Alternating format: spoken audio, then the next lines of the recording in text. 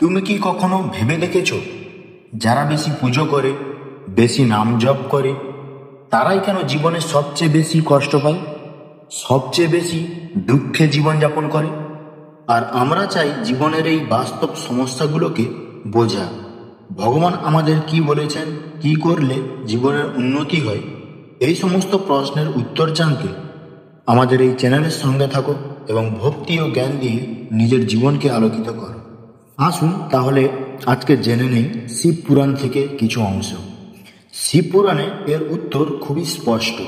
শিব পুরাণে বলা আছে, যে মানুষ সত্যিকারের ভক্ত, যে মন থেকে শিবকে ভালোবাসে, তাকে শিব নিজেই আগুনে ফেলে পরীক্ষা নেন। যেমন আগুনে ফেলে সোনা খাঁটি হয়, তেমনি দুঃখেই ভক্তের ভক্তি খাঁটি হয়। দুঃখ মানে অভিশাপ নয়, দুঃখ মানে শিবের পরীক্ষা। ভক্তি আর দুঃখের সম্পর্ক নিয়ে ভগবান শিব কি বলেছেন একবার শুনুন।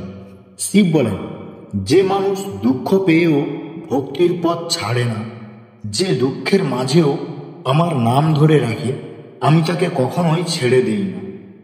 ওরাই শেষ পর্যন্ত আমার আশীর্বাদ পায়। আরও কি বলেছেন, যে সৎ মানুষও কেন কষ্ট পায়। অনেকে ভাবে এত পূজা করি তবুও কষ্ট কেন। শিব পুরাণে বলা আছে, সৎ মানুষও কষ্ট পায়, কিন্তু সেটা পাপের জন্য নয়। শিব চান যেন তাদের আত্মা আরো উজ্জ্বল হয়, তাদের ভিতরের আলো আরো জেগে ওঠে। তাই কষ্টও একরকম আশীর্বাদ। শিব পুরাণে আরো বলা হয়েছে যে কষ্ট মানে শিবের কাছে যাওয়া। দুঃখ মানুষকে শিবের কাছাকাছি নিয়ে আসে।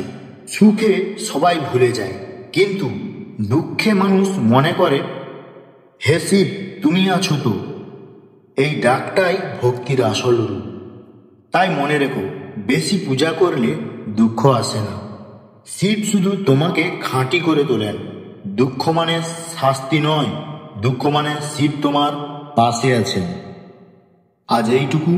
পরবর্তী অংশ শোনার জন্য চ্যানেলটিকে সাবস্ক্রাইব করে আমাদের পাশে থাকুন। ওম নমঃ শিবায়।